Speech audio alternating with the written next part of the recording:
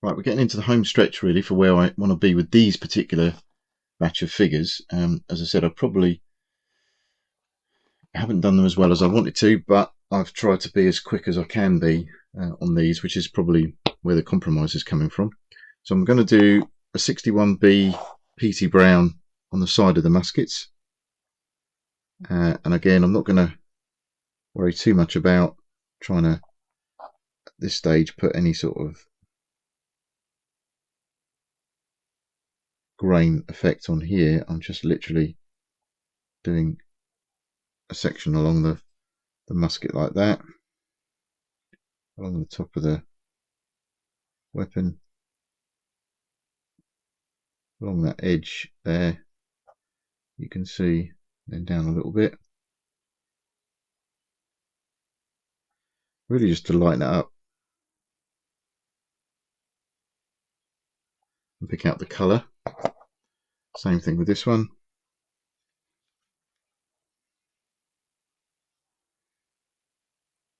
I think that's probably wood up there. You can certainly go and put a wood effect on here if time and enthusiasm permits, and it will look nice.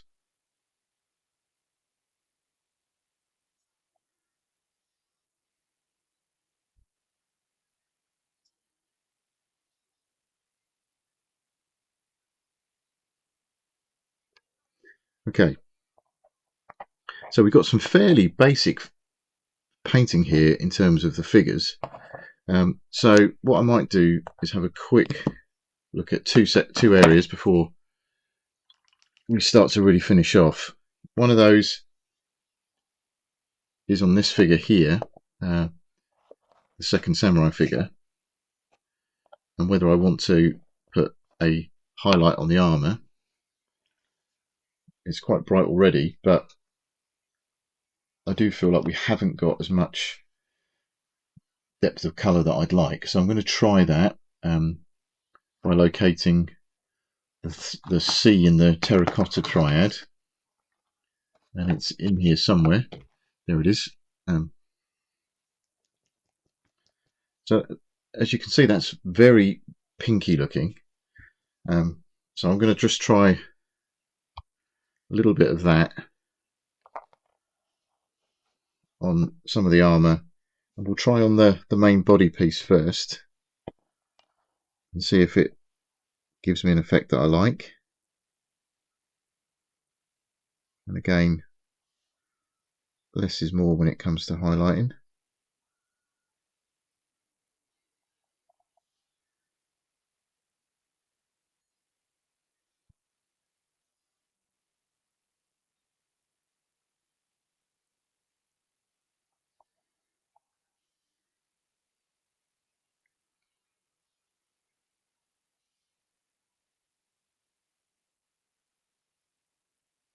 And you know what, it's not unwelcome, so I think I will carry on doing that. And then down here, you certainly don't want to go mad. If we just do a couple of little pieces, I think that might have a nice effect. Again, we will just concentrate on the edge pieces, maybe the top of this section.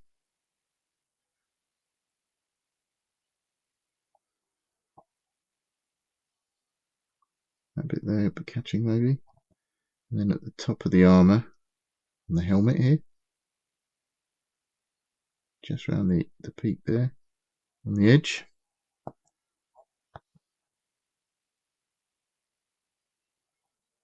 Okay, and maybe down that section of the armour there.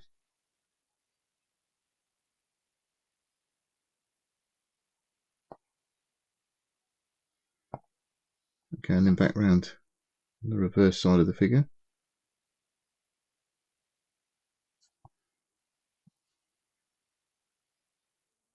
He's got this sort of rivet effects on the back of the armour.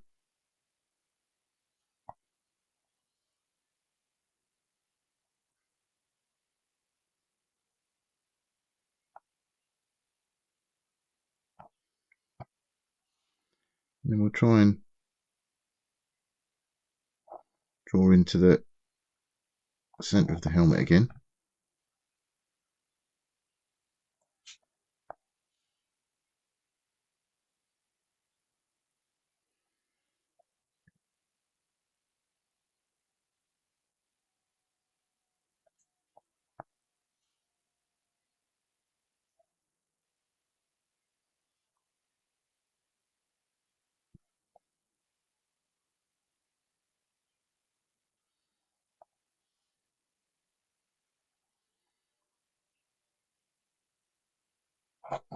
Maybe not the world's best choice of armour, benefit of hindsight, but it's a nice piece of a gaming standard, certainly. Having looked at that figure, I am going to get the third colour in the Oriental Flesh Triad. Here it is, and just pick out a couple of sections on their face, principally around the nose and forehead, maybe the odd little dab on the cheek.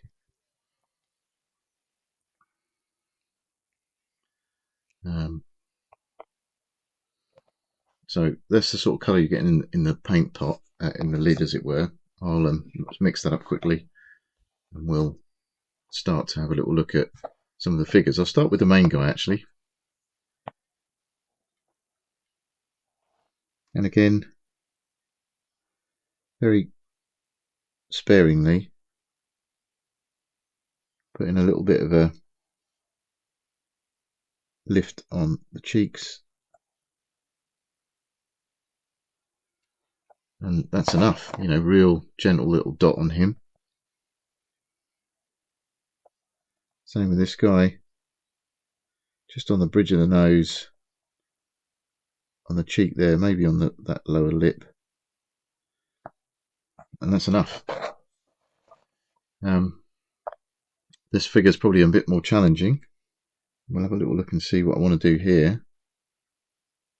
Just on the nose, maybe on that little section there. Cheeks again, even though they're actually underneath the helmet. And then just to kind of reinforce the musculature here. And sometimes what I do is give them a bit of a six-pack effect with the highlighter. But again, just pick out the odd section. We don't want to go to town here.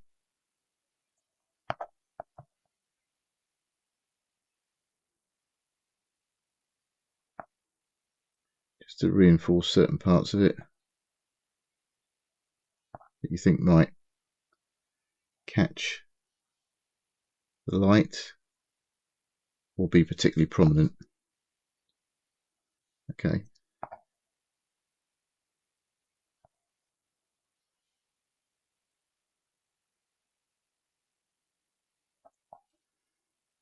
And I think as long as you keep it subtle, there's very little that you can do totally wrong at this stage when you're just highlighting the flesh. So I'm going to carry on doing that for the rest of these guys and then join you shortly. Okay, so we're getting there, and what I'm going to do now is just add a bit of a highlight to the weaponry, and in particular samurai type figures that haven't yet had that done to them. So this will be a quick 30-second job, trying to get some lighter paint out of the foundry chainmail sequence this time. And I hope this one is sufficiently light enough. But all I'm going to do, just run along the edge there. I don't know if you can see that, but it's just creating a nice little highlight across the top edge. And then we'll do along the bottom edge.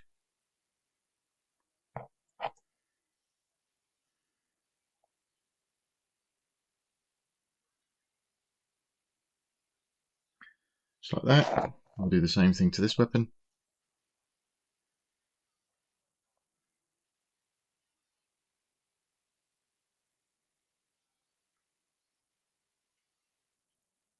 what we're trying to do here is just present, and if you go over the edge, metallics are quite forgiving, you can sort of quite easily deal with it.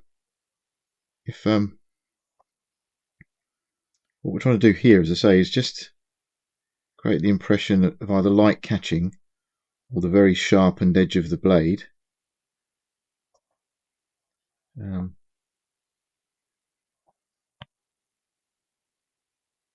Just to pick it out.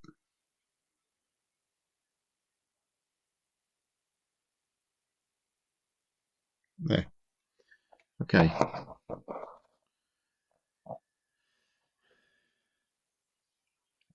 So we're really in the final stages now. What I like to do now is just look around the figures, see if I can highlight any areas that I may have missed, or that I perhaps want to revisit, sections that I want to touch up, etc., in terms of making sure they're properly covered. I can tell on this one, for example, the headband is just a plain brown.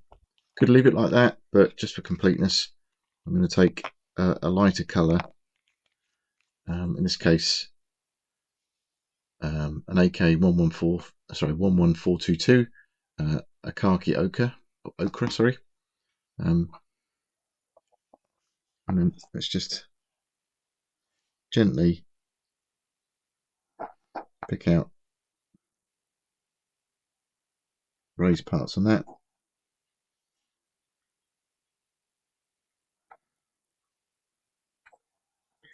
And again, because we're doing almost like a highlight here, I'm quite happy to have the paint a bit thinner, and for us not to pick out all of the sections.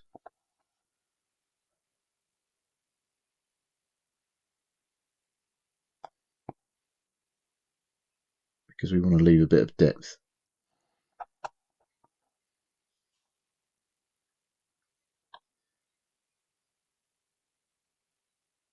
Whilst I pick this figure up, I can see a little bit of missed paint there. So what I'm going to do is just have a quick look around and see if there's anything else that I want to pick up with that colour. And I know this might be a bit too stark. I'm just going to try picking out the edges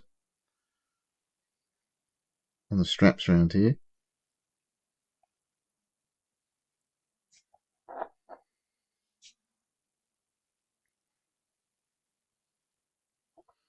In a similar manner.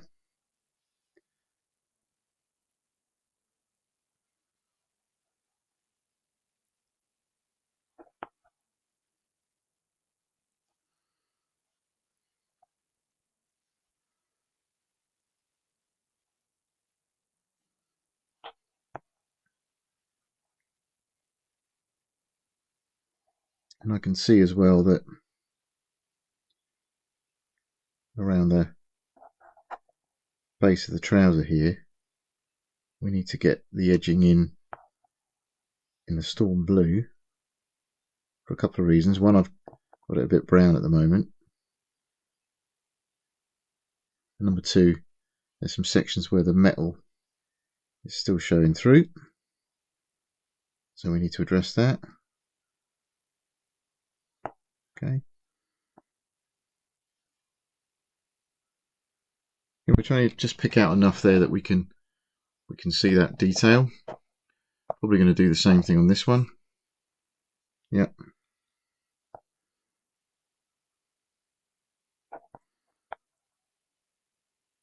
Okay.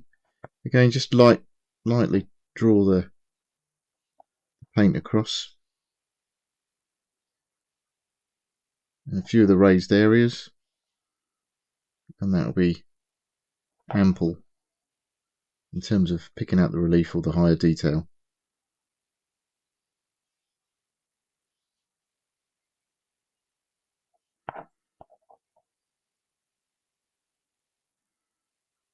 Just a very fine line in there.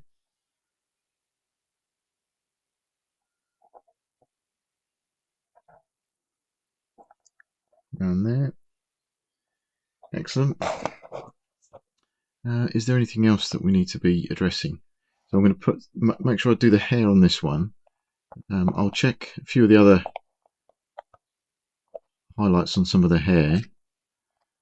But then in terms of the actual units themselves, not too bad at all. Do I want to do that? Strapping's had a couple of highlights already. That might be a little bit too light. I don't want to use this sort of colour, this sort of colour too close to the flesh, because it's just not going to be distinct enough. I don't know if you can see now on the camera, but we're getting, when the drab dried, we're getting a nice little wood grain effect there on the shaft of that weapon. So I think, you know what, the last stage for me is a little bit of highlighting of the hair in a very gentle way with a small amount of paint. And I'm going to try and locate, oh there it is, a 34C, which is the lightest shade in the black triad that Foundry produce. Again, you can do a similar thing with just an ordinary black and with a little bit of white mixed in. Just a little bit of a tip, if I want to, I don't think I'll need it on this particular occasion, but if I want to get a slightly drier effect on the paintbrush, what I'll quite often do is drag the paintbrush across a little piece of cardboard, and then when we put that across the figure, we know we can't have too much. And I just find that quite an effective way of avoiding any overpainting. And having said I wouldn't do it, of course, now I've stuck with that principle, and I'm quite happy with just a bit of an irregular sort of attempt to pick out some of the higher detail. And again, what I'm trying to get here is an effect that's quite subtle, but still from tabletop distance lends itself to indicating a bit of depth in terms of the hair on the figure. And what I really don't want to see is a bit of bare metal, which is what I've got here on the end of this figure. So we'll just run down the edges.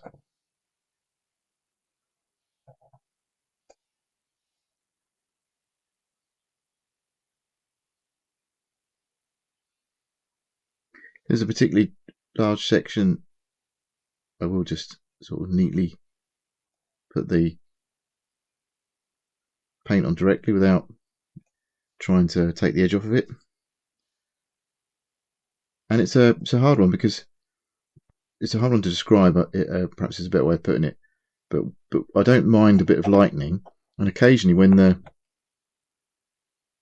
black sort of primer has been a little bit light, shall we say, in terms of coverage, that can actually give you quite a nice finish. It's just that what you don't want to see is bright, shiny pieces of metal, which really just tell you that you've not done the job properly.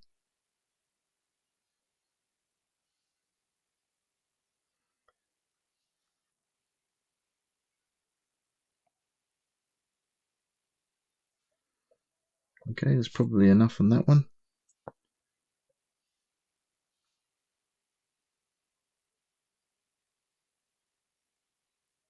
A bit heavier there. Great, so what I'm going to do now is just run around the rest of these figures, make sure the black is nicely highlighted, as it were, and join you shortly. So just before we move on, I thought I'd share with you a photo that I picked up at a museum. And apologies for a bit of glare, but this is an earlier set of armour, and you can obviously see here a much more complex lacing arrangement. Probably not very clear, but literally you can't see any of the armour here. This is all dark blue lacing. We've got obviously the black segmented plates here, but you can see the level of ornate finish, and there's those turnbacks that I said are quite often decorated. I've kept mine obviously a lot simpler. This samurai's got obviously a black face mask as well, but the style of armour that we've got on these North Star figures, excuse me, is a much later, more simpler design, as I said. And I think, to be honest, given that these are now bandits, they're quite clean. We've got a bit of armour styling So I'm going to actually move on to the next stage, which for me is to give them a coat. You've heard me rave about this coating before, and the matte varnish I like to use is this one. Still not found anything that comes close to the same level of performance. I'm slightly worried that I'm going to run out at some point, and the newer stuff perhaps won't be quite as good. I can't tell you how long I've had this though, but obviously this is quite a big pot. I think the important thing is make sure you give it a good shake, and that's what I'm doing now off camera. This is sort of thin enough and strong enough that you could easily do a varnish or a gloss varnish, which some people like to do with their miniatures to give it a bit more protection. You could easily do that and then go over it with this gloss, this matte varnish, and I'd be fairly confident, in fact pretty confident, that it would do the job in terms of dulling down the finish. Or you can simply paint multiple coats of this. You will see that there's a little bit of bittiness in it if you haven't got a good enough sort of agitation in terms of mixing. And this is the bit that's the really simple bit. I'll do this one first, just because I've done a little bit of hair highlighting on that other figure. And here we go. And again, it doesn't matter if it does collect a little bit, but try not to go too silly. If for no other reason, then it could take a little bit longer to dry, and you don't want to lose any definition. I usually probably do about 2 coats of this. As I'm in a hurry, maybe we'll just stick with one, and then I'll revisit it a bit later on. There's no harm in going over bits, it's not going to dry that quickly.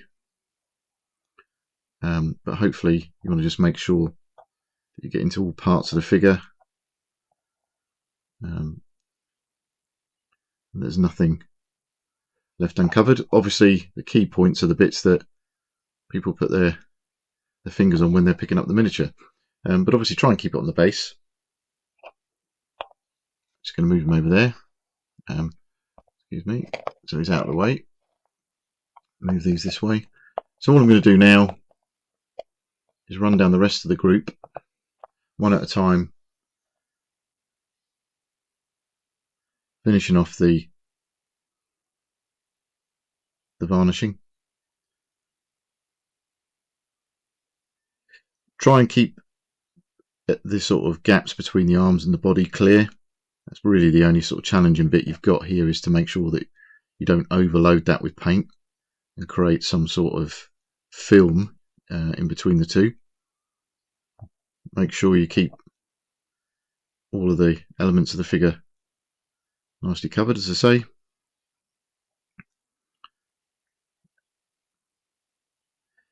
This doesn't take a huge amount of time to dry. I'd give it at least an hour though before you did anything else with the figure, and I tend to sort of do this last thing on a painting session, and then it will get overnight or a good few hours actually to become truly solid. And it probably doesn't help if I take it off camera, but this isn't a tricky process at all. And you'll notice that we're not getting any sort of whitening or anything silly like that with this varnish. It's really good. So I'm going to carry on doing the rest of those and let you see what they look like after they've dried.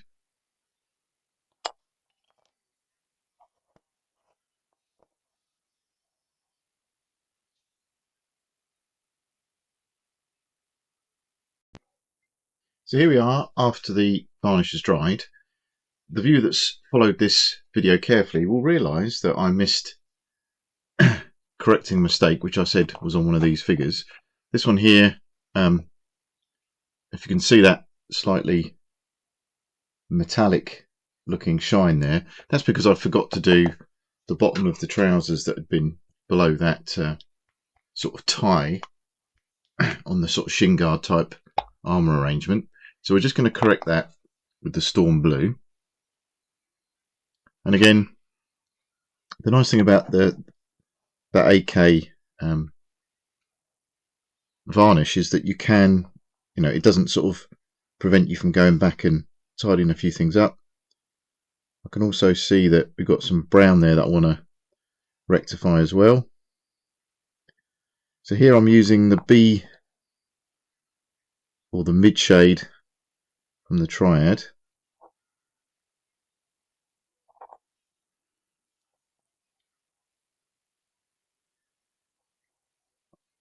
One thing I would say about the Triads at the moment is there's a lot of manufacturers now providing effectively out of the box Triads, which makes life a lot easier for the painter.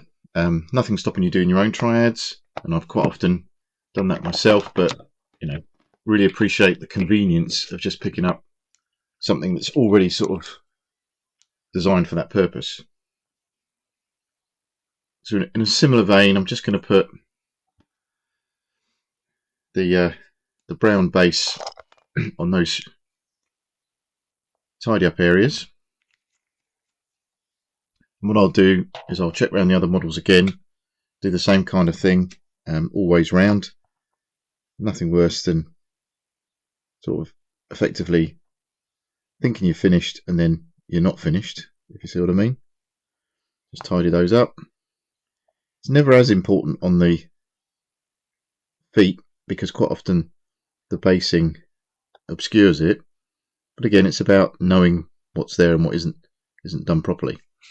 And what I'll do is when that blue's dried a bit better, we'll just finish it off with highlight colour just to make sure that it's well covered, and then I'll put another coat of varnish on. So join me again and we'll do the basing, which is the only thing left to do. Okay, so that's done. We're going to move on to basing. I'm just going to use for this stage of the painting a pot of Jarvis sand and stone mix. Get rid of that odd red apple from a tree. And what we're going to do is I'm just using some regular PVA.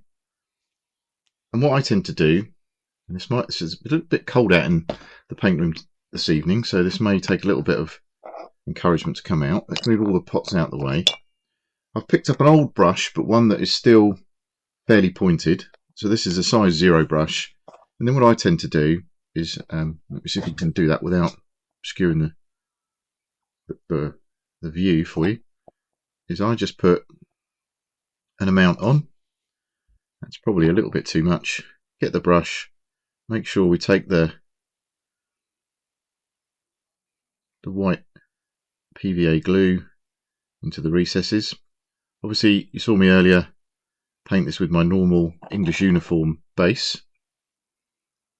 Again, I tend to use these little bases. If I think I've got too much paint too much glue on this particular figure, I can put it to one side and pick it up later. And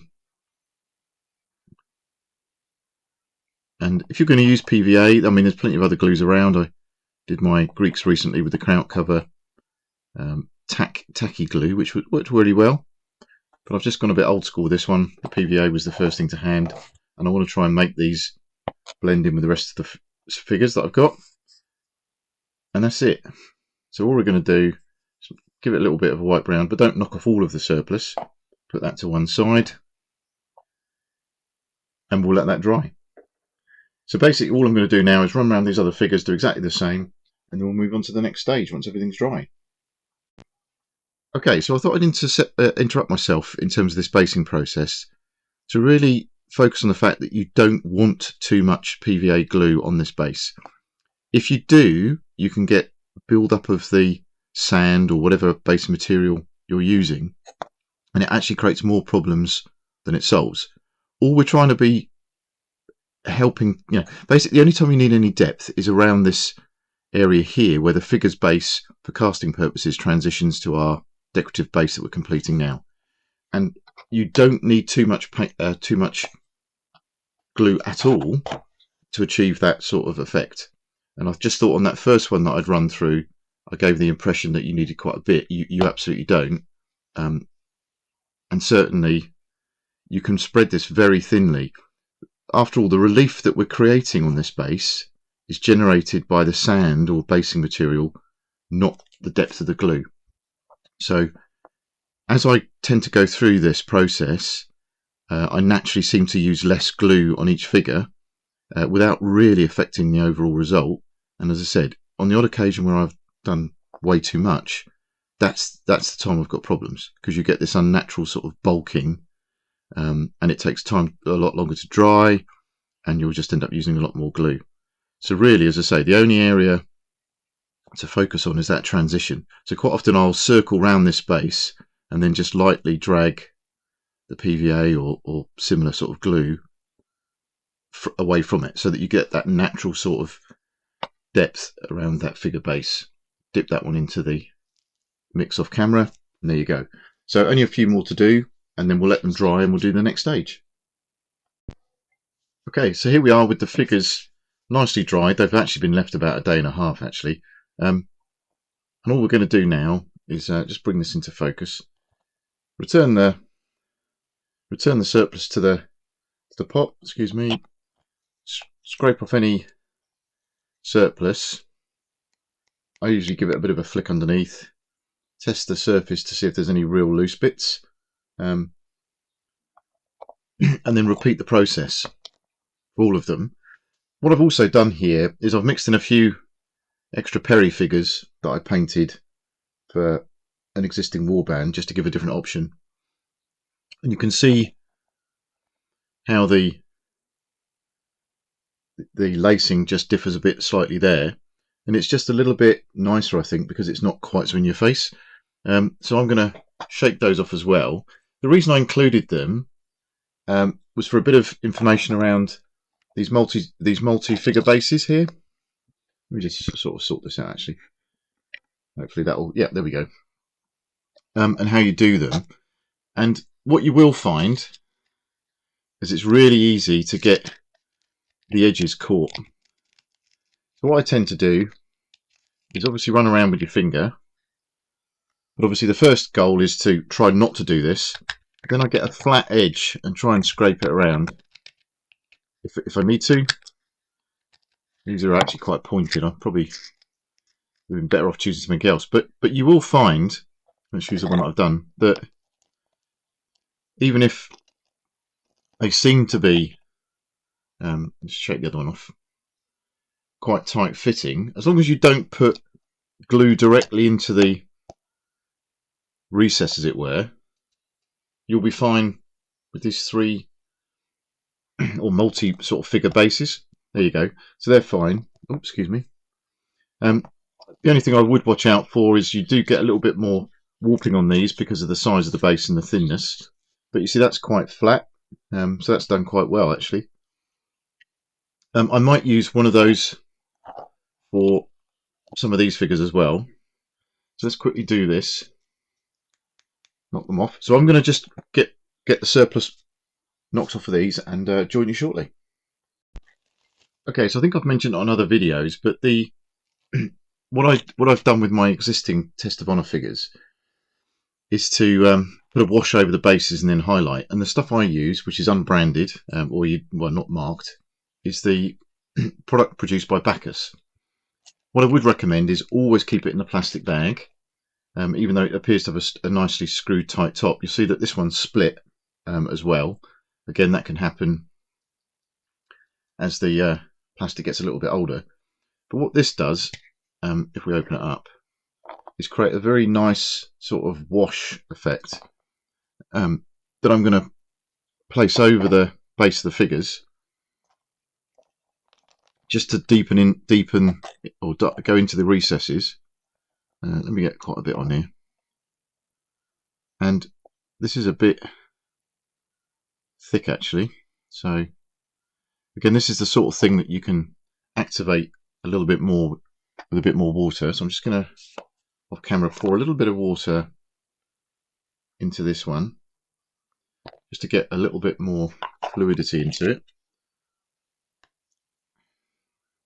I'll put the lid back on again, give it another shake, try not to get the wash everywhere. But as you can see, what actually happens is it sort of dries into the recesses, goes into the sort of grain of the sand, as it were. And it's not essential, but this is purely because all of the other figures that I've got for Test of Honour are based the same, and just for consistency I want these to be obviously follow the same principle or the same look. Again, try and avoid getting the figure. This just helps to create a nice darker base, but one that's quite realistic when we highlight it or dry brush it, and we'll come on to that shortly. So again, just mind the figure. If you've got the right consistency, you can almost just touch the brush on the surface and it will flow into the material without you doing too much work, without there being too much risk.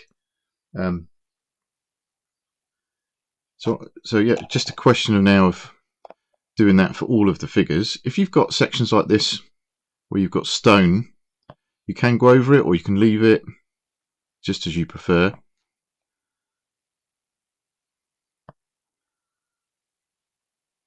And obviously how you create a wash, whether you want to use a darker brown or not bother at all and just put some tufts or flock or whatever else takes your fancy on the figures, is entirely up to you. Of course, I've used the Java Sand and Stone, which is quite a light finish. Tends to be okay if you're going to do the Mediterranean sort of style finish or a desert finish. I'm not so keen on it being left alone when it's a different sort of geographic region or weather sort of profile. Vegetation sort of profile in terms of where you're supposed to be using them. So not going to labour that too much. What I'll do is I'll do the rest of them and then show you what they look like when they're dry. Okay, we're back, and as you can see, everything's dried. Compared to where we were, that's a lot lighter. May not appear like that too much on the camera, but it is. I just thought I'd show you what I'm trying to match against. Although these aren't samurai, I've actually created a Portuguese force for use in Test of Honour, and we use them as Oda Nobunaga's style troops, basically. So that's the sort of basing I'm trying to blend with, and the only difference is I've done a little bit of dry brushing on here that we're now going to repeat on here. And again, I'm using the Bacchus sort of set. I mean, you can use any sort of sand, really, to be honest. And again, all we're going to do, let's just move that to one side, is take small amounts of the paint, which for dry brushing I'm quite happy to use straight out of the lid. We're looking at this sort of colour. I'm going to use the same brush that I used to do the wash over the base, and I'm just going to put a small amount of this and then just gently drag it over the figure base.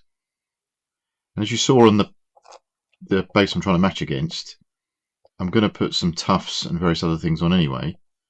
So all we're trying to do really, let's see if we can zoom in a bit actually, and hopefully you can see that there's a little bit of a light dusting on this base, and you can, if you go over it again, you're just going to increase the intensity of that lightning. I tend to do it about once or twice, not worrying too much about covering too much into there, and that's the sort of difference that we're looking for between the undry brush figure and this one. And again, you can do, it doesn't really hurt if you do too much. You're going to cover it with some tufts or with some flock, but basically what we're trying to do is do all these jobs once so that we don't have to repeat ourselves. Where you've got like this stone effect, I don't mind personally catching that with the highlight, but obviously if you want to keep more of a stony look, then you can avoid doing that. And this really isn't a long job. So again, apologies, actually what I'm going to do is I'm going to clear out this sand that's part of the surplus that I would normally sweep up, because I think that's really not helping you visualize the change. So let's move that to one side a little bit. So sorry for that, but that can go back into the box a bit later. Okay. So if we put the three figures perhaps together there. So we're talking about a very subtle highlight. Within the Bacchus range, that they do a base, a mid and a highlight. I tend to use the mid more than anything else, I think, just because it feels like it's a bit overkill doing a base and then a mid and then a highlight. But obviously you can choose the density or the intensity of the highlight depending on how you feel. And as I said, however much you do that is a matter of personal choice, and actually it doesn't hurt to repeat it. Same thing on this multi-base. Just take some of the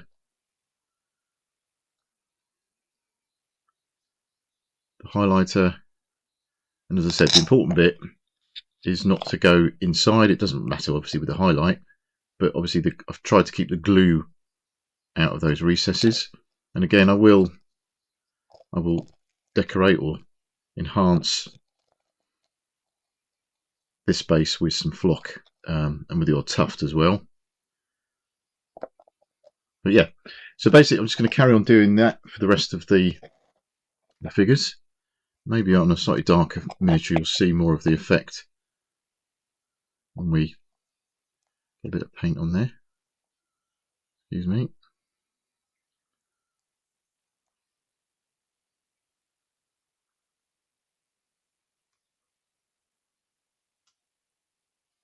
I don't know how that works, but effectively there's the after, there's the before.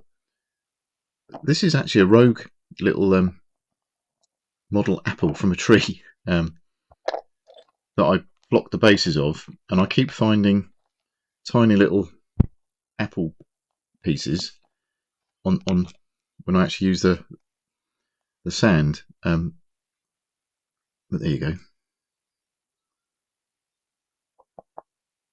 That's a little bit heavier. Anyway, I think that just, for me personally, just adds a little bit of depth to the base. I'll do the rest of them and then we'll start decorating them with flock very shortly. Okay, so that's the highlighting on the bases done. I'm going to move on now just to do a little bit of decoration really. So just by way of the toolkit, I've got some flock in a pot that consists of two different blends that I've mixed up. To be honest, I can't find the original colour, but I've had a go at matching up and I'm quite pleased with that. I've also got some tufts. I've got some short 2mm tufts here, they're slightly different colours. And then I've got the 6mm tufts that I think match in with some of what we've got on those bases. And all I'm going to do now really is a couple of things. I'm going to choose a couple of areas on the bases to pop some glue on. I'm just going to use some this is effectively watered down PVA. So if I start with this main guy here, we'll just put a little bit on there, maybe a bit on there. You can leave it like that.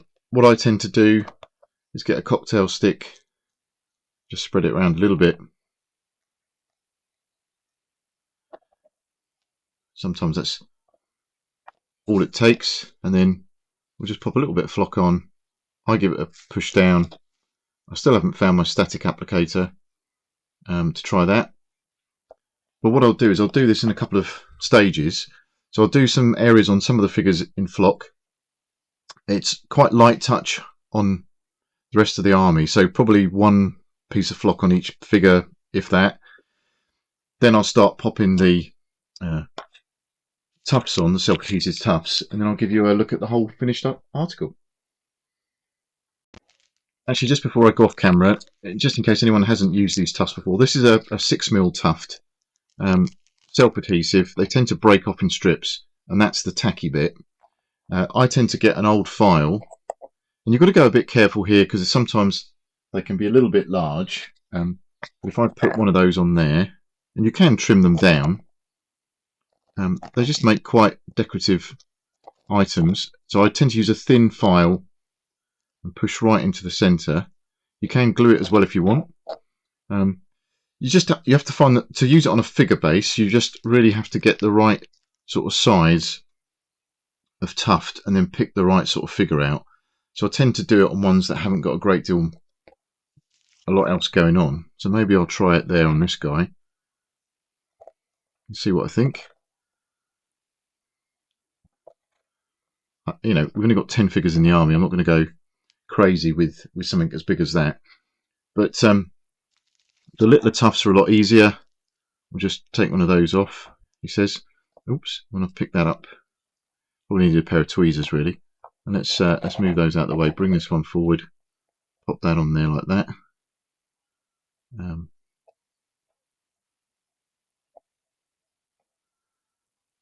as long as you don't sort of wedge it on your finger, that's actually quite a nice way of just lifting the figure. If I pop this one maybe up there as well, you know, with a little bit of balance, those start to look quite nice. So I've never really had any problems with these coming off, as long as you give them a little bit of time to dry. And I tend to make sure that they're nicely pushed onto the base. So I'm going to carry on doing that, and then we'll have a little bit of a run through of the finished figures. Okay, so here we go. Here's the finished unit. Sorry if it's coming over a little bit dark. Let me just see if I can move that out of the way and give you a bit more light. There you go. I think that's a little bit better. Apologies for the backdrop, but as you can see, it's really lifted the figure bases. We've got a consistent theme to the unit now. If I want to mix them with my other sort of troops, again, that goes quite well. So that's the first winter project finished. I don't know if anyone's got any sort of questions or comments, but I've really enjoyed putting this force together. Perhaps not my finest hour in terms of that lacing, but at least you can see on the figure there, look, that we've actually got, I suppose, a semi-decent end result, certainly on the bottom section. It's actually made me dig out all my old Perry Samurai, and I think I'll do a future video on getting the whole army ready. I've had a project in mind for some time in and around getting a proper army as opposed to just small sort of skirmish bands under my belt, and they are probably, I would say, a little bit easier to paint once you've got a consistent theme around the uniforms, etc. But these guys are going to be a bit of fun from a Test of Honour perspective. Hopefully there's something in this video to help you paint your own figures. Just probably point out a couple of things. You can see there, look, the banding on the spear, and that's sort of an attempt to make a wood grain effect with the swirl. From a sort of tabletop distance, that looks fine. I'm quite pleased with the command figure. The difference to the naked eye between the purple and the blue is good enough. It actually looks like a distinct sort of shift between the two colour tones. So I'm pleased with that. And the rest of the guys are acting like as intended, really, as in they're fillers, and just a bit of fun for this bandit squadron. So, or this bandit unit. So I'll let you guys, well, I'll give you guys a bit of an update as to how they perform on the tabletop too. But now it's on to winter project number 2. So hopefully I'll start preparing that video very shortly, and that will be the 10mm biblicals. Look forward to seeing you soon.